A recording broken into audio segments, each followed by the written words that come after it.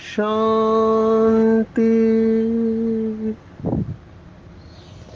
आज 14 जून 2024 भारत में शुक्रवार है। Today is 14 June 2024 and it's Friday in Bharat. आज की मुरली का जादुई रहस्य स्वयं को प्रेरणा देने के लिए magical secrets of today's Murli for motivating the self. आज की साकार मुरली में जो महत्वपूर्ण शब्द आए हैं वो इस तरह से है।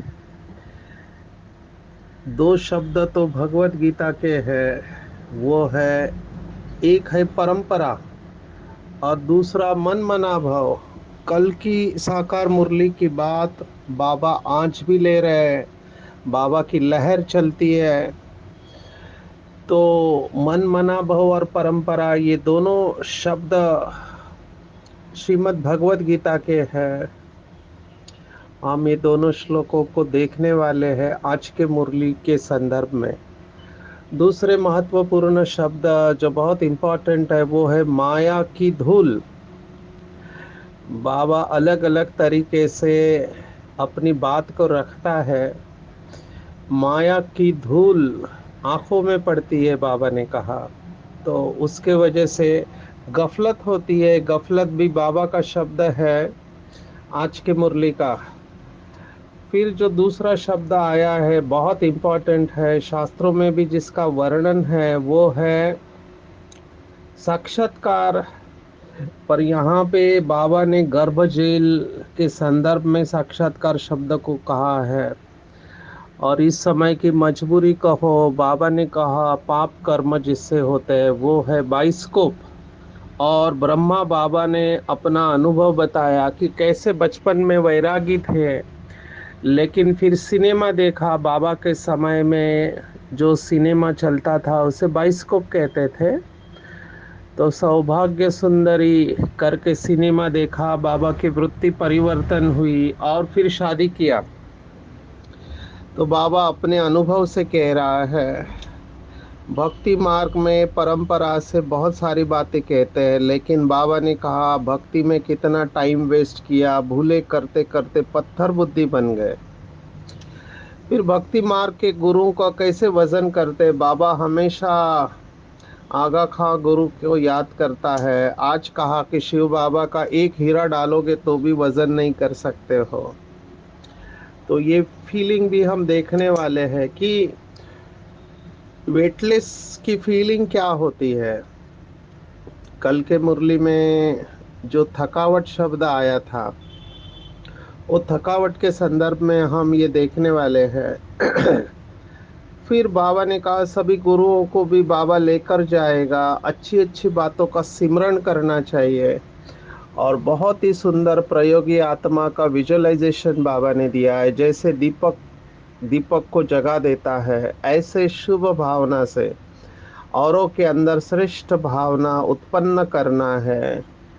ये जो कंटिन्यूअस वरदान आ रहा है शांति की शक्ति का, साइलेंस पावर का, वो आज भी कंटिन्यू है। और रूहानी गुलाब बनना है, मुरझाना नहीं है। ये आज की पूरी मुरली है। हम शुरुआत करेंगे परंपरा शब्द से। परंपरा शब्द श्रीमद् भगवत गीता के 14 अध्याय है, ज्ञान कर्म संन्यास योग। उसमें दूसरा ही श्लोक है, second verse of 4th chapter of Bhagavad Gita. एवं परंपरा प्राप्तम इमं राजर्षयो विदुः स काले नेह महता योगो नष्टः परंतप। माना हे परंतप अर्जुन, इस प्रकार से परंपरा से प्राप्त इस योग को राजर्षियों ने जाना, किंतु उसके बाद वह योग बहुत काल से इस पृथ्वी लोक में लुप्त प्राय हो गया। बाबा संगम युग पर हमको ये राजयोग की पढ़ाई पढ़ाते हैं, मनुष्य से देवता बनने की पढ़ाई, लेकिन ये ज्ञान नष्ट हो गया। सकाले ने है महता योगो नष्ट परंतपा। तो बाबा फिर से हमको याद दिला रहा है कि ये प्रायः लोप होने वाला ज्ञान। बाबा के कई बच्चों ने कोशिश किया है, एक टाइम कैप्सूल करके कंसेप्ट है, अभी बहुत लोगों को पता हो गया है कि टाइम कैप्सूल माना एक मेटल के अंदर, जैसे अभी 2024 चल रहा है, तो मेटल के अंदर एक कैप्सूल आकार का एक बहुत बड़ा, आप उसको कह सकते हैं कि एक बहुत बड़ा डिवाइस बनाया जाता है, इंस्ट्रूमेंट, जिसके अंदर इस समय के सभी महत्वपूर्ण दस्तावेज, हिस्ट्री रखी जाती है और उसको जमीन के अंदर दफनाया जाता है। और इसको ऐसे मेटल से, ऐसे धातु से बनाते हैं कि जो पानी, धूप, अग्नि इसमें खत्म ना हो, ताकि उसके अंदर की चीजें वैसे के वैसे ही सुरक्षित रहे। जैसे कि अभी हम जानते हैं कि इजिप्ट का जो पिरामिड है या ममीज, ममीज माना डेड बॉडी को वो अंदर प्रिजर्व करके रखते हैं, तो बहुत सारे राज खुलते हैं। उस समय का प्रिजर्वेशन टेक्निक अलग है, अभी का टेक्निक एडवांस है। तो इसको कहते हैं टाइम कैप्सूल। माना हमारे पास जो हिस्ट्री मौजूद है उसके अंदर के इम्पोर्टेंट दस्तावेज, तो बाबा के बच्चों ने भी, मैंने सुना, ये कोशिश पाकिस्तान में किया था। जब भारत पाकिस्तान नहीं हुआ था, तो बाबा की जो मुरलियाँ है, आप थोड़ा हिस्ट्री को समझ लेंगे कि उस समय बाबा कहता था कि अगली दिवाली आप नहीं देखोगे। तो उनको लगा ये ज्ञान हमको वापस चाहिए 2500 वर्ष के बाद, तो हम इसको ऐसे जगह पर दफना दे इस तरह से कि यहाँ से हम गए तो भी जिसको भी ये ज्ञान मिलेगा उसके बुद्धि के कपाट खुल जाएंगे। तो ऐसी कोशिश की है कि मुरलियों को टाइम कैप्सूल में रखने के। मुझे पता नहीं है अभी ये प्रयोग हुआ है या नहीं हुआ है। मैं ये सोच रहा था कि द्वापर में बाबा का कौन सा बच्चा इन बातों को पहले याद करेगा। क्या वो ब्रह्मा बाबा की आत्मा होगी, या मम्मा की आत्मा होगी, या दादियों की आत्मा होगी, या आदरणीय जगदीश भाई जी की आत्मा होगी, या और कोई, हम नहीं जानते हैं। लेकिन इतना जरूर जानते हैं कि जिसकी स्मृति जितनी शक्तिशाली होगी, जिसकी कैचिंग पावर अच्छी होगी, वो इन बातों को याद करेगा। द्वापर युग में जब दुख की शुरुआत होगी, तब हम याद करेंगे कि सुख कहाँ से मिल सकता है।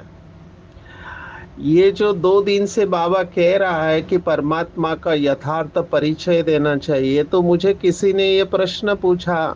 अभी ऐसे लोगों की भी दुनिया में जरूरत है। हम तो प्रश्नों से डरते नहीं है, क्योंकि हमारे बैकग्राउंड में हमको ये सिखाया गया है रिसर्च में कि the only question is wrong, the only wrong question is the one which is not asked, rest all are right questions। गलत प्रश्न केवल वही होता है जो पूछा नहीं जाता है, बाकी सभी प्रश्न यथार्थ होते हैं। तो प्रश्न पूछना गलत नहीं है, सिर्फ पूछने का तरीका और पूछने के पीछे का भाव इम्पोर्टेंट है। तो प्रश्न ये पूछा गया है कि क्या भगवान ये मनुष्य की रचना है? क्या मनुष्य ने भगवान को रचा है या भगवान ने मनुष्य को रचा है? Who created God? अब ये प्रश्न पूछने वाली आत्मा साधारण नहीं थी, अच्छी पढ़ी लिखी समझदार, बहुत कुछ पढ़ा लिखा होता है तो मन में ये सब प्रश्न उठते हैं। सो देर इज नथिंग रॉन्ग। ये रिसर्च वाले लोग होते ही ऐसे आउट ऑफ द बॉक्स सोचते हैं। सभी तरफ से हमको ये सोचना आना चाहिए। एक आत्मा ने, वो तो बाबा का बच्चा है, ये पहला प्रश्न तो बाहर वाले ने पूछा, बाबा के बच्चे ने भी मुझे प्रश्न पूछा। अभी there is nothing wrong again. हमको ये सब बातें सुन लेनी चाहिए, क्योंकि प्रश्न पूछने के बाद हमारा उस डायरेक्शन में थिंकिंग चालू हो जाता है। उन्होंने तो निश्चय के ऊपर ही प्रश्न पूछा, बहुत सुंदर प्रश्न, कि बाबा ने शुरुआत में कहा था कि अगली दिवाली तुम नहीं देखोगे, ये दादियों को कहा, जबकि बाबा को पता था कि 2024 तक ड्रामा चलने वाला है। फिर कहा कि अभी देखो, क्योंकि बाबा 36 में आए और सेकेंड वर्ल्ड वॉर 39 के बाद चालू हुआ, जब हिरोशिमा नागासाकी के ऊपर पहला अणु बॉम्ब गिरा। ये तो उस समय की बात है, भारत पाकिस्तान हुआ, खूने नाहक खेल हुआ। जिन्होंने भी हिस्ट्री पढ़ी है या मूवीज में देखा है वो ये जानते हैं, उस वक्त भी कुछ नहीं हुआ। फिर वहां से छोड़कर भारत आ गए। भारत में आके कुछ समय तक पाठ चला। फिर ब्रह्मा बाबा व्यक्त हो गए, जो बाबा कहते थे कि लास्ट तक रहेंगे, उसका जवाब भी बाबा ने दिया कि केवल स्थान बदली हुआ है ना, और स्पीड बदली हुई है काम की। लेकिन बाबा ने फिर कहा कि 77 में विनाश होगा, आप डिक्लेयर कर दो। और उस समय भी कुछ नहीं हुआ। फिर आया कैलकुलेशन के हिसाब से 2000 साल की डेट, क्योंकि 5000 साल का ड्रामा है तो 2000 साल की डेट आई। उस समय भी कुछ नहीं हुआ। फिर बाबा ने बहुत मुरलियों में कहा था कि टू लेट का बोर्ड लगा नहीं है, टू लेट के बाद आप कुछ नहीं कर पाओगे। तो बाबा का अव्यक्त पार्ट भी बंद हो गया 2017 में। अभी उसके बाद भी अभी 7 साल हो गए, अभी भी उस आत्मा ने कहा कुछ दिखाई नहीं दे रहा है। तो ऐसे आत्मा के ऊपर, माना वो कह रहा था कि शिव बाबा के ऊपर विश्वास कैसे करें हम। तो ये प्रश्न उस आत्मा ने पूछा, अभी इसका क्या जवाब दे। मैंने उनको एक ही कहा, दोनों को जवाब दिया। मैंने कहा आप अभी संतुष्ट और खुश है या नहीं है, आपका जीवन अभी कैसे चल रहा है, are you happy with what you are doing, क्या आप खुश है। तो बोला हाँ। तो मैंने कहा फिर कंटिन्यू करो उसको, जो सतयुग आना है, जब भी आना है तब आ जाएगा। हम वर्तमान में जीकर खुद भी खुश रहे, दूसरों को भी मर्यादा में रहते हुए खुशी बांटे, ये सर्वश्रेष्ठ जन्म है, ये हम क्यों भूल जाते हैं। बाबा ने ये भी तो ज्ञान दिया है कि बच्चे हर बात में कल्याण है। जो भी बाबा ने बताया या नहीं बताया, उन सब बातों में कल्याण है। और बाबा ने हमको पहले ही कहा था कि बाबा धीरे धीरे ज्ञान को बताने वाला है। तो बाबा को ये पता था, बाबा ड्रामा प्लान अनुसार चल रहा है। आप रिट्रोस्पेक्टिवली बाबा को इवैल्यूएट या जज करने के बजाय हम ये देखें कि मेरा वर्तमान जीवन कैसे चल रहा है, मैं जहां पर हूँ वहां पर मैं क्या कर रहा हूँ। क्योंकि ऐसे सब प्रश्न पूछ के अंदर संशय उत्पन्न होने के चांसेस होते हैं, और फिर बाबा के ऊपर निश्चय कम होने लगता है, स्पेशली जब पेपर्स आते हैं। आज की मुरली में ये सब बताने के पीछे राज यही है कि आज के मुरली में बाबा ने उन बच्चों को याद किया है जो पढ़ाई को छोड़ देते हैं, जो भी कारण हो। ज्यादातर पढ़ाई छोड़ देने के कारण है कि युद्ध करते हैं, बहुत लंबे काल का युद्ध होता है और संस्कार परिवर्तन नहीं होते हैं, तो युद्ध में थक जाते हैं और हार खा लेते हैं। जैसे वो महाभारत में बताया है कि अच्छे अच्छे महारथी भी मर जाते हैं, ऐसे यहाँ पर भी होता है। मेरे आंखों के सामने की स्टडीज है, अभी हमको ये सीखना चाहिए। महाराष्ट्र में ये कहावत है, पुढचा ठेस मागचा शहाणा। इसका मतलब है आगे वाले को ठेस लगती है तो पीछे वाले को अलर्ट हो जाना चाहिए कि मेरे साथ भी ऐसा हो सकता है। मैं भारत में लगभग सभी राज्यों में रोड पे से ड्राइव किया है, तो जो अच्छा ड्राइवर होता है उसकी नज़र आगे और पीछे दोनों तरफ रहती है। लेकिन आगे वाली गाड़ी अगर अचानक स्लो हो जाए तो पीछे वाले को भी अटेंशन रखना है, क्योंकि आगे वाला स्लो हो रहा है मतलब उसके सामने कुछ तो आया हुआ है, या तो स्पीड ब्रेकर है या खड्डा है या और कुछ है। तो हमको बहुत अलर्ट होके चलना चाहिए। और हम लकी है कि हम अभी पीछे के टाइम पर है।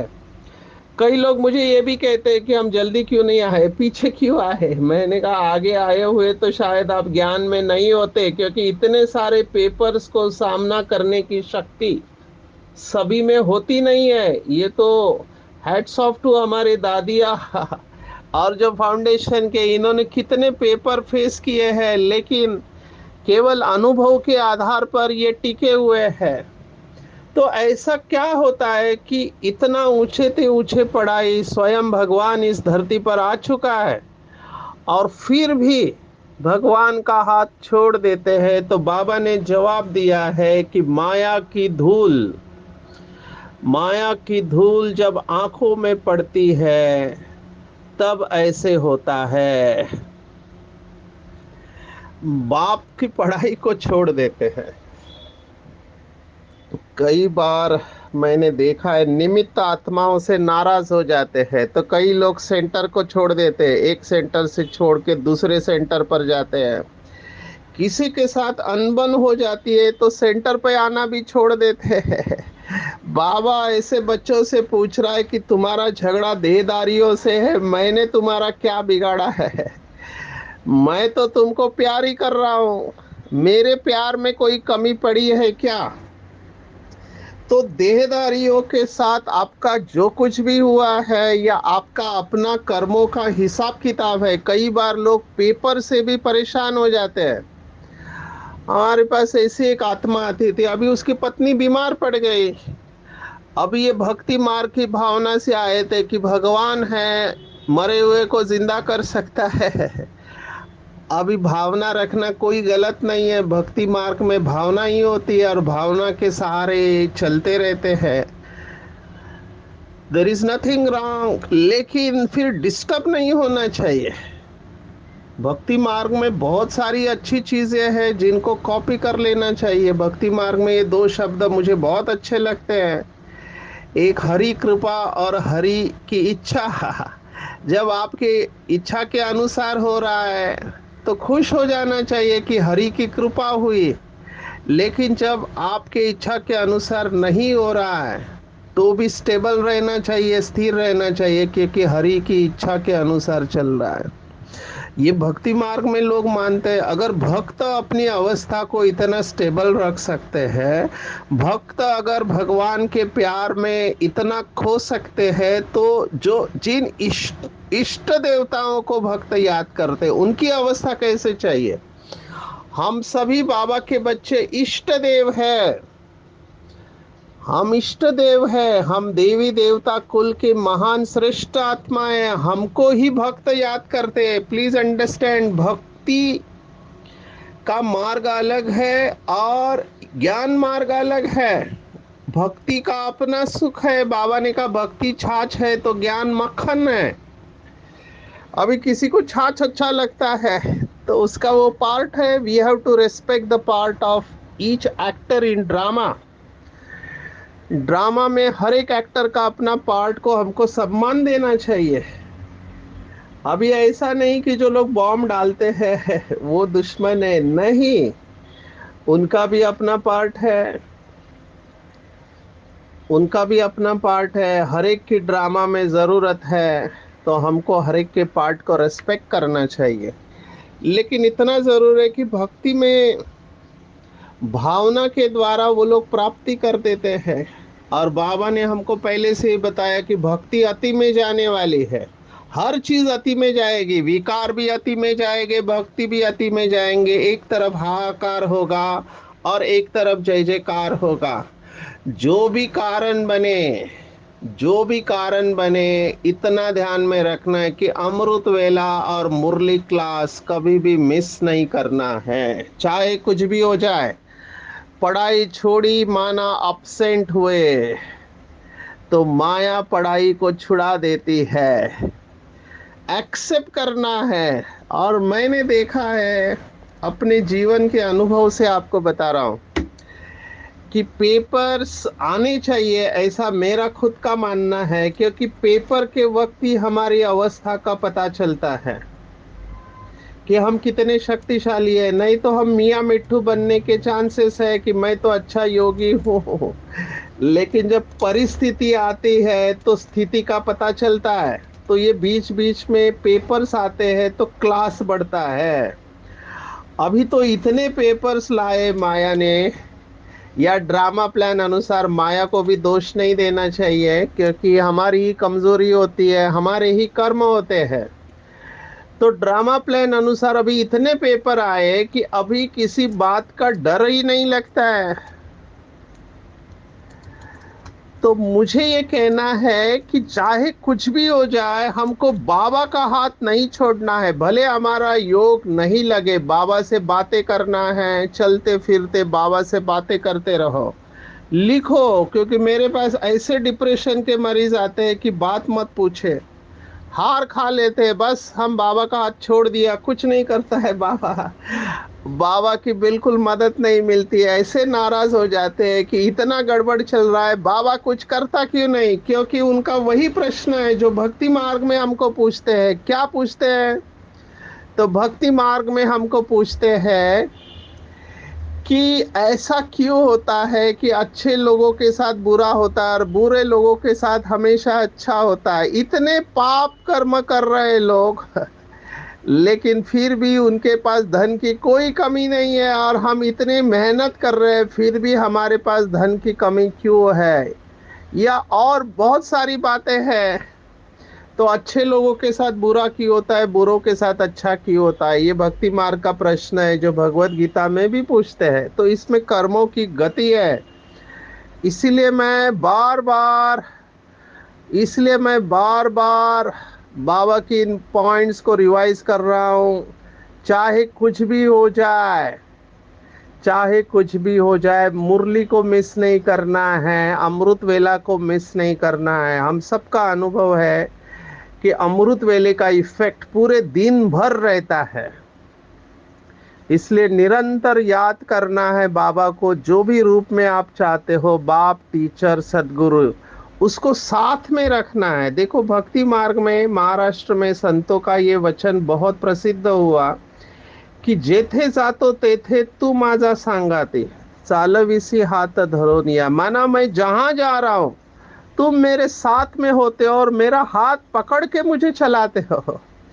ये हमारे मनमोहिनी दीदी का स्लोगन था। मनमोहिनी दीदी का स्लोगन था, हाथ और साथ। बुद्धि का बुद्धि का हाथ और साथ। हर वक्त बाबा को हाथ में रखो, या बाबा का हाथ पकड़ो या अपना हाथ बाबा का दो। ये बहुत सरल योग है। धीरे धीरे जैसे बाबा के साथ प्यार बढ़ते जाएगा, हम योग में अनुभूति करने लगेंगे, प्रश्न समाप्त हो जाएंगे। देखो प्रश्न करने की वृत्ति गलत नहीं है, लेकिन आगे की स्टेप में प्रश्न उठना ही बंद हो जाते हैं। ये ऊंची अवस्था है कि हमारे अंदर प्रश्न ही नहीं उठे, हम समाधान स्वरूप अवस्था में रहे। जैसे दादिया सुनाती है कि ब्रह्मा बाबा को वो मिलने जाते थे कर्मातीत बनने के पहले, बहुत सारे प्रश्न लेकर जाते थे, लेकिन जैसे ही बाबा के ऑरा में आ गए हैं तो वो अपना प्रश्न ही भूल जाते थे। ये है अवस्था, और हमको इस अवस्था तक पहुंचना है इसलिए बाबा का हाथ नहीं छोड़ना है। गर्भ जेल की बात आज आई है। बाबा ने आज कहा है कि बगैर साक्षात्कार किसको सजा दे नहीं सकते हैं। गर्भ जेल में बहुत सजाएं खानी पड़ती है, वहां पर ट्रिब्यूनल बैठती है, आपको सब दिखाया जाता है कि क्या किया है, कौन से पाप की कौन सी सजा है। बाबा ने तो बहुत कड़े शब्द इस्तेमाल किया है, सब जन्मों की सजा मिल रही है, जैसे सब जन्मों की इज्जत चली गई। माना आप सोचो गर्भ जेल की सजा कितनी कड़ी होगी। अभी ये पॉइंट भी बहुत इंपॉर्टेंट है। दो बातें होती है, एक जो हमको मोटिवेट करती है, माना प्रेरणा देती है अच्छे कर्म करने के लिए, और एक है गलतियों से बचाने की भी। क्योंकि कई लोग ऐसे होते हैं कि जिनको कितना भी कुछ सुनाए उनको फर्क नहीं पड़ता है। तो जिसको हम कहते हैं, कई लोग मार से ही सुधरते हैं। तो बाबा को ये बीच बीच में बताना पड़ता है कि बच्चे ये सजा नहीं खाओ। देखो बाबा ने अपना अनुभव सुनाया कि बाबा बचपन में वैरागी था, और बाबा की प्लानिंग थी कि 10,000 रुपया, उस जमाने में 10,000 बहुत होते थे, आजकल के शायद 10 करोड़ से भी ज्यादा होंगे। तो उसमें से 50 रुपया ब्याज का और महीना अच्छा निकल जाएगा। लेकिन तभी बाबा ने एक मूवी देखा, उस समय बाइस्कोप था, शायद टॉकी मूवी भी नहीं थे, माना आवाज नहीं थी, ऐसा मूवी देखा, सौभाग्य सुंदरी। बाबा की वृत्ति चंचल हो गई और फिर बाबा ने शादी कर ली। आज बाबा ने कहा अखबारों में भी फोटो आते हैं, अच्छी अच्छी माइयों के चित्र देखते हैं तो वृत्ति उस तरफ जाती है। अभी ये देखो अखबारों की बात, आज मोबाइल में क्या क्या चल रहा है, लाइव वीडियो आप देख रहे हैं। मेरे पास ये केसेस आते हैं, वेबसाइट एडिक्शन, उसमें गंदे गंदे मूवीज देखते हैं। अभी माँ बाप भी कुछ नहीं कर पा रहे हैं। अभी ये सब चीजें देखने के बाद वृत्ति चंचल होनी ही है। बाबा ने कहा उस तरफ देखना भी नहीं है, क्योंकि देखा तो फिर कर्म हो जाएगा। क्या करना चाहिए? बाबा ने कहा अच्छी अच्छी बातों का सिमरण करो। आज सॉल्यूशन दिया है, अच्छी अच्छी बातों को याद करो, संग को अच्छा रखो, और प्रयोगी आत्मा कर बनने को कहा है। ये बाबा ने इसके ऊपर कई मुरलियां चलाई। आज की मुरली में तो बहुत डिटेल में बताया है। वरदान में आप सबको पता हो, स्पार्क विंग में अलग अलग ग्रुप बने थे, तो उसमें वाइब्रेशन ग्रुप था, उसमें हम सेवा दे रहे थे। एक संकल्प शक्ति का प्रयोग, एक बॉडीलेस अशरीरी का ग्रुप था, और वाइब्रेशन ग्रुप था। तो ये बात वाइब्रेशन ग्रुप वाली है। बाबा ने विजुअलाइजेशन दिया है कि जैसे दीपक दीपक को जगा देता है। मुझे ये कई प्रोग्राम में लोग पूछते हैं कि आजकल तो 21st सेंचुरी है, 2024 में हम ये दीपक क्यों जलाते हैं? आजकल तो इलेक्ट्रिक बटन आते हैं, बटन दबाओ सभी दिए जल जाएंगे, ये दीपक जलाने की क्या जरूरत है? तो उनको कहा कि अगर बीच में एक लाइन भी कट हो गई तो सभी दीपक बुझ जाते हैं, लेकिन यहाँ पर जब दिए से दिया जलाते हैं, अगर एक दिया बुझ भी गया तो दूसरे दिए से हम जला सकते हैं। तो दीपक से दीपक को जगाता है, ज्योत से ज्योत जगाते चलो, ये बहुत फेमस गीत है, कई प्रोग्राम में अपने लगता है।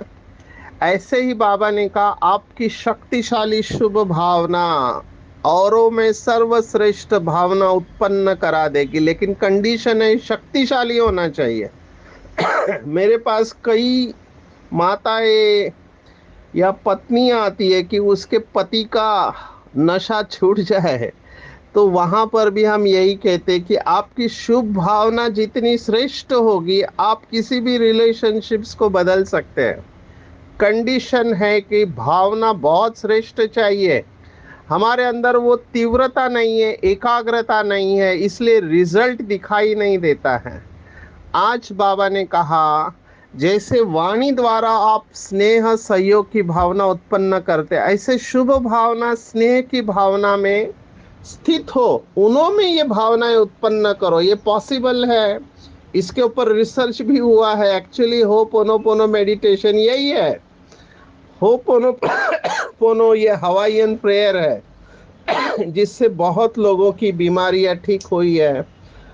अगले मुरली में शायद हम इसका जवाब देखेंगे। रूहानी गुलाब बनना है, मुरझाना नहीं है। हम भगवान के बच्चे हैं, तभी सभी का प्यारा बन पाएंगे। आज की पूरी मुरली में टेक होम, जो कुछ भी इन आंखों से दिखाई देता है उनसे ममत्व मिटाना है। एक बाप को ही देखना है, ऐसी कोई चीज नहीं देखने जिसने वृत्ति चंचल हो। छीछी शरीर के तरफ जरा भी ध्यान नहीं जाए, देखते हुए नहीं देखना है। आंखों में माया की धूल नहीं पड़े, इसका ध्यान रखना है। और जैसे दीपक से दीपक को जगाते हैं, ऐसे ही शुभ श्रेष्ठ शक्तिशाली भावना द्वारा औरों के अंदर स्नेह सहयोग की भावना उत्पन्न कराना है। ऐसे प्रयोगी आत्मा बनना है और रूहानी गुलाब बन रूहानियत की खुशबू चारों तरफ फैलानी है। अच्छा, ओम शांति।